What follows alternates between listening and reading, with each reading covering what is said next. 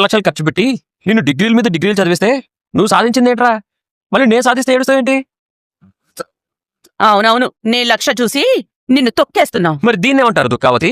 కడుపు మంట, ఏడుప, అసూయ, ఈర్ష్య, నరఘోష, నరపేడ, నరదిష్ట, కులిమోతనమా, ఓరలేతనమా, చూడలేకపోతున్నారా, భరించలేకపోతున్నారా, మరిగిపోతున్నారా? యాండి ఆపండి, మావయ్య గారు వచ్చారు. తెలుగులో ఇన్ని పదాలున్నాయా? రేయ్, నాకు సంస్కృతం కూడా వచ్చరా? చూసావునా, ఈ ముగ్గురు కలిసి నా మీద పడి ఏడుస్తున్నారు. వింటున్నానరా, వాళ్ళు ఏడ్చేదానికన్నా నువ్వేడిపించడమే ఎక్కువైనట్టుంది. ఓ, అలా ఉందా? కానీ ఒక్క రోజులో లక్ష సంపాదించడం గొప్ప కదా నాన్న. కష్టపడి సంపాదిస్తేనే గొప్పరా. నీ దృష్టిలో కష్టపడి మింగినా గొప్పే కదా దుఃఖావతి. ఈ డబ్బు మా మధ్య ఉన్న అనుబంధాన్ని గుర్తించిచ్చారు మావయ్య. అది తల్లి కొడుకులకేం తెలుస్తుందమ్మా? భర్తని మోసం చేసే భార్య మీ అత్త, భార్యని మోసం చేసే భర్త ఈ మనోజ్ గా. రే, పోటీలో ఓడిపోయినాడా? నాన్న చెప్పింది విన్నావా? జీవితంలో అయినా చేసే పనులు అయినా నిజాయితీగా ఉంటే గెలుస్తారని నిరూపించాం. మీరిద్దరూ ఒకరినొకరు అర్థం చేసుకున్నారు కాబట్టే వాళ్ళు మిమ్మల్ని అర్థం చేసుకున్నారు. మీకేం తెలుసు నాన్న? వాళ్ళేదో ఫ్రాడ్ పని చేసి గెలిచారు. రేయ్, ఫ్రాడ్ పని అంటే ఏంట్రా? ఈ ఇంట్లో దాని అర్థం వాళ్ళొక్కరే వివరంగా చెప్పగలరు. 40 లక్షలు నగలు ఎత్తికెళ్ళడం అనేది వాళ్లే కదా చేసింది. మీనా, నేనేమైనా అబద్ధం చెప్పానా? ఈ పోటీలో గెలిచామంటే దానికి కారణం మీనానే. ఏ ప్రశ్న అడిగినా తడువుకోకుండా జవాబు చెప్పింది నాన్న. ఏమండి, చూసారా వాళ్ళ గొప్పలు? మీరు రాత్రి బాగా నేర్చుకుని రాలేదా? ఏంటి నేర్చుకునేది? ఏడేకమా? భార్యాభర్తలు ఎలా ఉండాలనేది నేర్చుకుంటే రాదు, మనసులో నుంచి రావాలి. అక్కడ మార్కులేసే వాళ్ళకంత తెలివి లేనట్టుంది. అందుకే మా జవాబులు అర్థం చేసుకోలేక మార్కులేదు. రేయ్, వీళ్ళు గెలిచారు, ₹1,00,000 గెలుచుకున్నారు. నువ్వు మెచ్చుకోకపోయినా పర్వాలేదు, తక్కువ చేసి మాట్లాడకు. అయినా వాళ్ళకేం తెలుసు నాన్న వీళ్ళ గురించి? లక్ష గెలవగానే లక్షణమైన కాపురం అయిపోతుందా? వీళ్ళు వారానికోసారి గొడవ పడతారని వాళ్ళకి తెలియదు కదా. వీళ్ళ ఆదర్శ జంట ఏంటి? మంచి దంపతులంటే అండర్స్టాండింగ్ ఉండాలి. మమ్మల్ని చూడండి, మేము ఎప్పుడైనా గొడవ పడడం చూసారా? ఎలా గొడవ పడతారా? నువ్వెన్ని మింగినా పాలరమ్మ భరిస్తూనే ఉంది. పుట్టింటి నుంచి, అదే జైలు నుంచి తెచ్చి మరీ నిన్ను పోషిస్తుంది. నువ్వు మింగిన వాటిని తానే మేదేసుకుని తీరుస్తోంది. ఇంకా నువ్వెలా గొడవ పడతావు? ఇద్దరికిద్దరు పెద్ద కేడీలని మార్కులేసిన వాళ్లే చెప్పారు.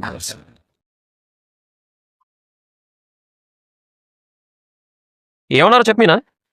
చిన్న చిన్న గొడవలు పడితేనే భార్యాభర్తలు ఒకరినొకరు అర్థం చేసుకుంటారు అన్నారు. ఒకవేళ అలా చిన్న చిన్న తగాదాలు కూడా లేకపోతే ఆ భర్త భార్య దగ్గర ఏదో రహస్యం దాస్తున్నాడని అర్థం అంట. చిన్న చిన్న తగాదాలు రాని భార్యాభర్తలు ఏదో ఒక రోజు ఒకరి గురించి ఒకరికి నిజమేంటో తెలిస్తే చచ్చినా క్షమించుకోలేరంట. నాకు ఆ జడ్జి చెప్పింది నిజమే అనిపిస్తుంది నాన్న.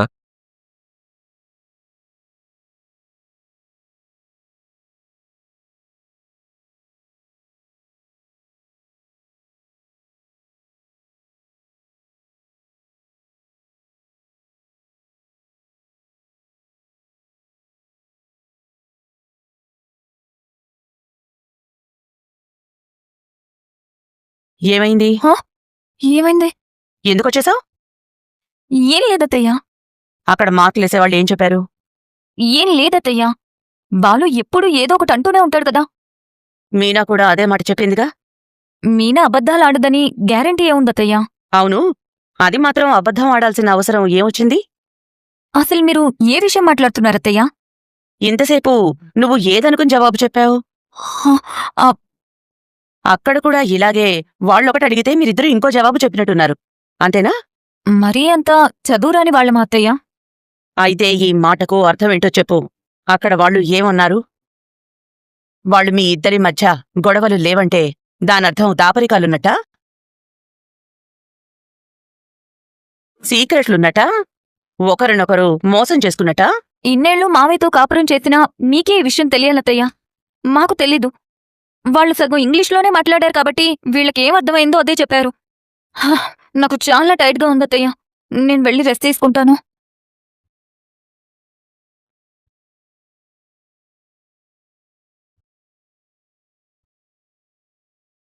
మీనా, నాన్నతో ఒక ఫోటోది.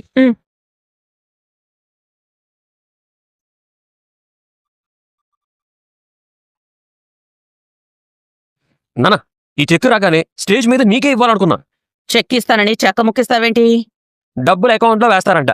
పడగానే తెచ్చి మా నాన్నకే ఇస్తా. మేము గెలిస్తే ఆ డబ్బు మీకే ఇవ్వాలనుకున్నాం మావయ్య. నాకెందుకమ్మా? మీ కొడుకు ఒక్క రోజులో గెలుచుకున్న డబ్బు కదా నాన్న. గెలుచుకున్నది మీర్రా, మధ్యలో నేనేం చేశాను? మనం ఓడిపోయామని ఎద్దేవా చేస్తున్నాడండి. నీకు అలా అర్థమైందా? ప్రపంచంలో ఏ మంచి పనైనా నీకు మాత్రం చెడ్డగానే అనిపిస్తుందేంటమ్మా? అంటే దాని బుర్ర ఎప్పుడో చెడిపోయిందని అర్థం. మంచిని అర్థం చేసుకోలేని మట్టి బుర్రకు మంచి మాటలు మాత్రం ఏమర్థమవుతాయి? మట్టికి మెదడుకి తేడా ఉంటుంది కదా. అదే నువ్వు పెంచిన నీ పెద్ద కొడుకు లక్షలు మింగడమే తప్ప ఏనాడైనా తెచ్చి నీ చేతిలో పెట్టాడా? ఆ రోజు కూడా వస్తుంది. వాడు మనల్ని విమానంలో తిప్పుతాడు. విమానంలో. వాడంటేనే నీకు అభిమానం. ఆ కొడుకు కోడలు గెలిస్తే సంతోషపడేదానివి. ఈ కొడుకు కోడలు గెలవడాన్ని ఎందుకు భరించలేకపోతున్నావు? ఏ స్వార్థం లేకుండా వీడు గెలుచుకున్న డబ్బుని నాకిస్తానన్నాడు. అది చాలు. నా కొడుకు కోట్లు విలువ చేసే మాట అన్నాడు. నా కడుపు నిండిపోయింది. నాకు డబ్బు వద్దు, ఏమీ వద్దు. ఈ ప్రేమ చాలు. అయ్యో, ₹1,00,000 అంతకన్నా నా కొడుకే నాకు ముఖ్యం. కానీ ఈ డబ్బు మేం మాత్రం ఏం చేసుకుంటాం మావయ్య? ఆ విన్నావా? ₹1,00,000 ఏం చేసుకుంటావని అడుగుతున్నారు. నిన్నడిగితే వడ్డీకిస్తానని చెప్తావు. మనోజ్నడిగితే మింగేసి మంచినీళ్లు తాగుతానంటాడు. కానీ నా కొడుకు కోడలు మాత్రం నాకే ఇస్తామంటున్నారు. చూడమ్మా, మీకోసం ఒక రూమ్ కట్టుకోవాలి కదా, అందుకు ఉపయోగించండి. అదే న్యాయం. అందులో రూపాయి కూడా ఈ ఇంటి కోసం ఖర్చు పెట్టొద్దు. మీ రూమ్ కోసం ఖర్చు పెట్టుకోండి. అవును కదా, నువ్వు చెప్పింది బానే ఉంది నాన్న. మీనా, రా పైకెళ్ళి చూద్దాం. ఇంకా గది కట్టలేదు కదండి. ఊరికే ఈ లక్షతో ఎంతవరకు కట్టొచ్చో లెక్కలేసుకుందాం రా. అలాగే గృహప్రవేశానికి దూడం దేవాలో దున్నపోతం దేవాలో ఆలోచించుకోండి. ఎందుకు? మన మనోజ్ గారు ఉన్నాడు కదా. దా మీనా.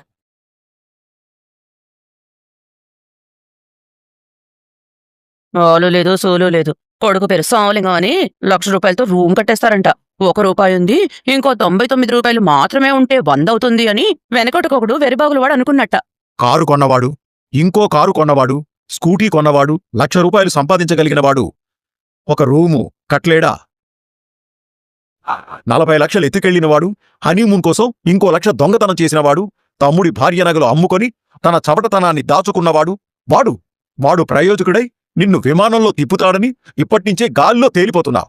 అంతకంటే అష్టదరిద్రమైన ఆశ ఇంకేదైనా ఉంటుందా? ₹1,00,000 నా చేతిలో మనస్ఫూర్తిగా పెట్టాలనుకున్నవాడు నీకు చులకనగా కనిపిస్తున్నాడా? నువ్వసలు తల్లివేనా?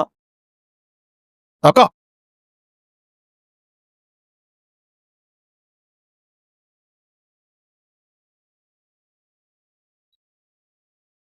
అమ్మా, ఏంటి?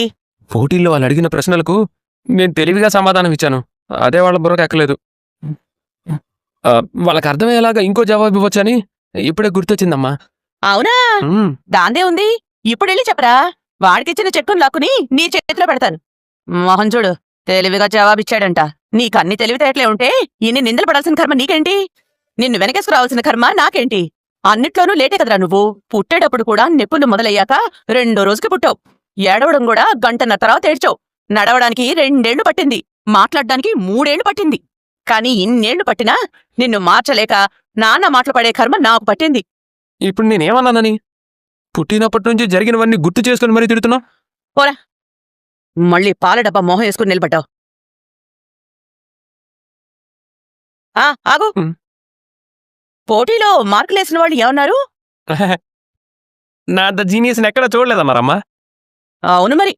ఇన్ని తప్పులు చేసిన తెలివైన జీవిని వాళ్ళెక్కడా చూసుండ్రు.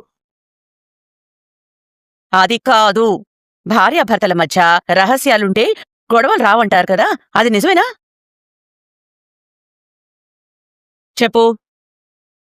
మీ మధ్య గొడవలు రావడం లేదంటే ఏం దాస్తున్నారు? నువ్వు రోహిణి దగ్గర ఏమైనా రహస్యం దాస్తున్నావా? ఓ అమ్మో, బాలుగాడిలాగే నువ్వు కూడా మాట్లాడుతున్నావేంటమ్మా? అసలు రహస్యం అనగానేమి?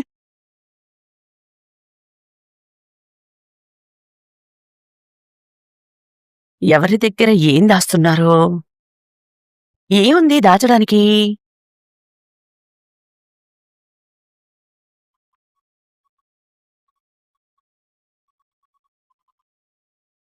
రోహిణి, ఏమైంది? ఎందుకలా బాధపడుతున్నావు? ఏం లేదు మనోజ్, మనం ఆ ₹1,00,000 గెలిచి ఉండాల్సింది. అనవసరంగా మిస్ అయ్యాం. పోన్లే, నెక్స్ట్ ఎక్కడైనా కాంపిటీషన్ జరిగినప్పుడు ఖచ్చితంగా మనమే గెలుద్దాం. అదేంటి అంత సింపుల్గా మాట్లాడుతున్నావు? నీకేం బాధ అనిపించట్లేదా? చూసావు కదా అందరూ ఆ బాలు మీనాని ఎలా పొగుడుతున్నారు. ఆ అప్లాజెస్ అన్నీ మనకి రావాలి. మొదట్లో నాకు బాధేసింది. ఎలా చూసినా మనకంటే ఆ బాలు మీనా గొప్పేం కాదు. కానీ వాళ్ళకి రావడమే విచిత్రంగా ఉంది. అయినా మనం బెస్ట్ కపులా కాదా అని చెప్పడానికి వాళ్ళెవరు? మనకి తెలుసు కదా మనమేంటో. అందుకే తర్వాత నేను కూడా బాధపడ్డం మానేశాను. ఇన్నాళ్ళు అత్తయ్య మనసులో మనమిద్దరం మంచి భార్యాభర్తలుగా ఉన్నాం. కానీ ఈ రోజు నుంచి ఆ ప్లేస్ని వాళ్ళు కొట్టేస్తారేమో అనిపిస్తోంది. లైట్ తీసుకో రోహిణి. బాలుగాడేదో పిచ్చోడ్లా మాట్లాడాడు. మీనా మతి లేకుండా సమాధానాలు చెప్పింది.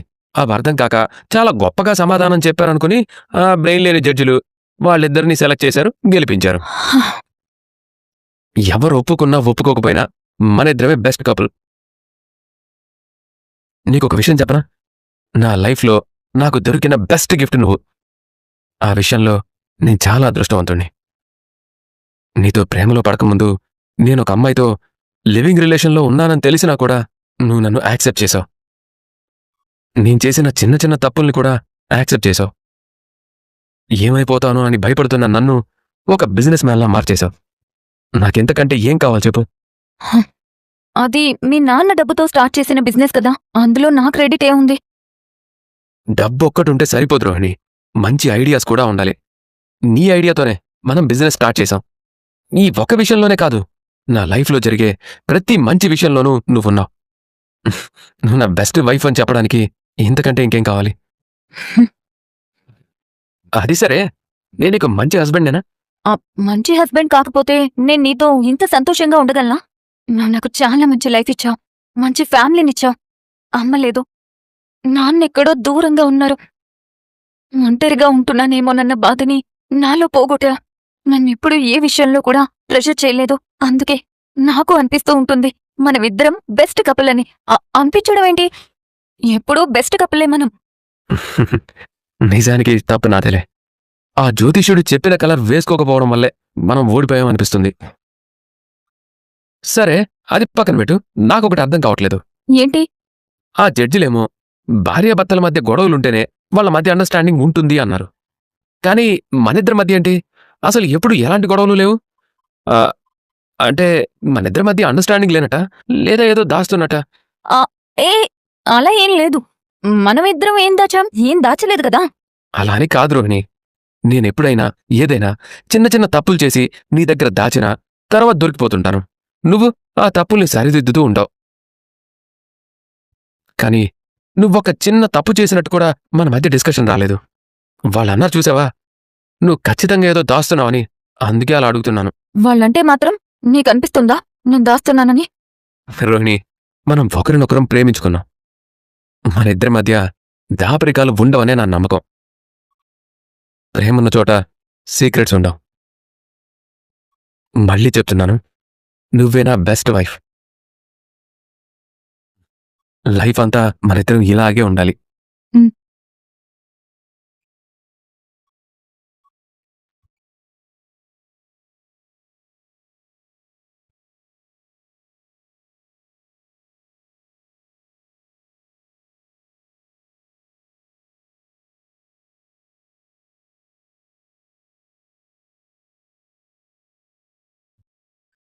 మనం అక్కడికి వెళ్లకుండా ఉండాల్సింది. ఏ గెలవలేదని బాధపడుతున్నావా? అలా అని కాదు, మనిద్దరం అండర్స్టాండింగ్లో ఉంటే బావుండేది. మిస్కమ్యూనికేషన్తో అనవసరంగా గొడవపడ్డాం. బాలు అన్నయ్య వదిన చూడు ఎంత కోఆపరేటివ్గా ఉన్నారు. వాళ్ళ అండర్స్టాండింగ్ చూసి అక్కడున్న వాళ్ళందరికీ ముచ్చటేసింది. మన అండర్స్టాండింగ్ కూడా బానే ఉండేది. నువ్వు నాతో చెప్పుండే. నాతో ఒక్క మాట కూడా చెప్పకుండా నీ ఇష్టానికి నువ్వే ఆలోచించుకొని నీ నోటికొచ్చిన సమాధానం చెప్పేశావు. అసలు సమస్య అక్కడే మొదలైంది. అందులో డిస్కస్ చేయడానికి ఏముంది? నువ్వే అన్నావు కదా స్పాంటినిటీ చూపించాలని. అందుకే నాకు అనిపించింది చెప్పాను. అయినా మనిద్దరం ఎప్పుడూ ఒకే మాట మీద ఉండమని నేను ముందే అన్నాను. అవసరం లేదు, ఓపెన్గా ఉంటే చాలు అన్నావు. ఒక్క మాట మీద ఉండుంటే ఇద్దరం చక్కగా ఒకే సమాధానం చెప్పుండేవాళ్ళం కదా. అంటే నీ ఉద్దేశం ఏంట్రా? మనిద్దరం బెస్ట్ కపుల్ కాదా? నేను అలా చెప్పట్లేదు. కానీ అక్కడున్న వాళ్లలో మనం బెస్ట్ కపుల్ కాదని వాళ్ళు ప్రూవ్ చేశారు కదా. మనం ముందే డిస్కస్ చేసుకొని ఉంటే బాగుండేదేమో. అయినా మనం అన్ని విషయాలు మాట్లాడుకున్నాం. అసలు నీకే ఏది గుర్తులేదు. నాకెందుకు గుర్తులేదు? ఏం గుర్తులేదు చెప్పు. నాకు పిల్లలు కన్నా ఇంట్రెస్ట్ లేదని నీకు చాలాసార్లు చెప్పాను.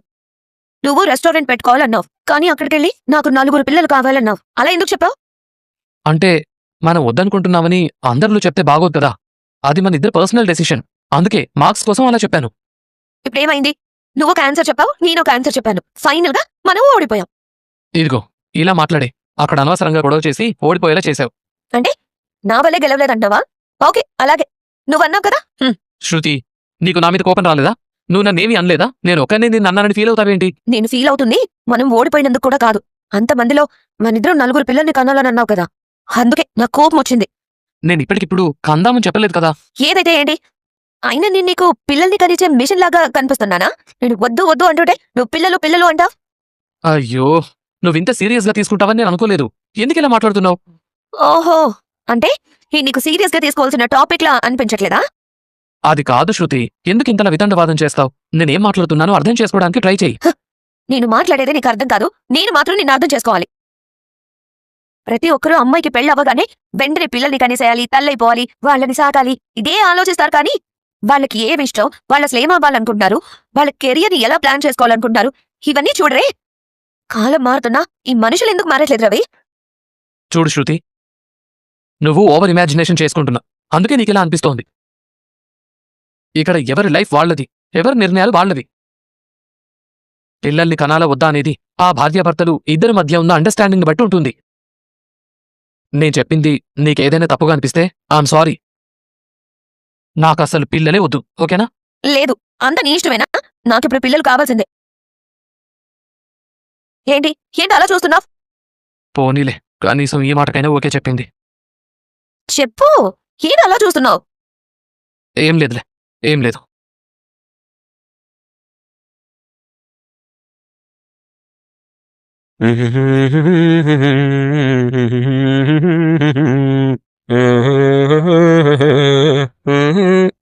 నేను వినేలా పాడొచ్చుగా.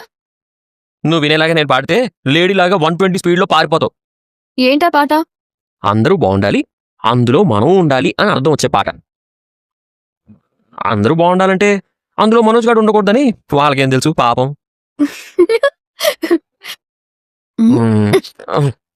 మనం హాల్లో ఉన్నాం. మా ఈలావతి విజిల్ ఊతూ వస్తుందిలే. అయ్యో ఉండండి.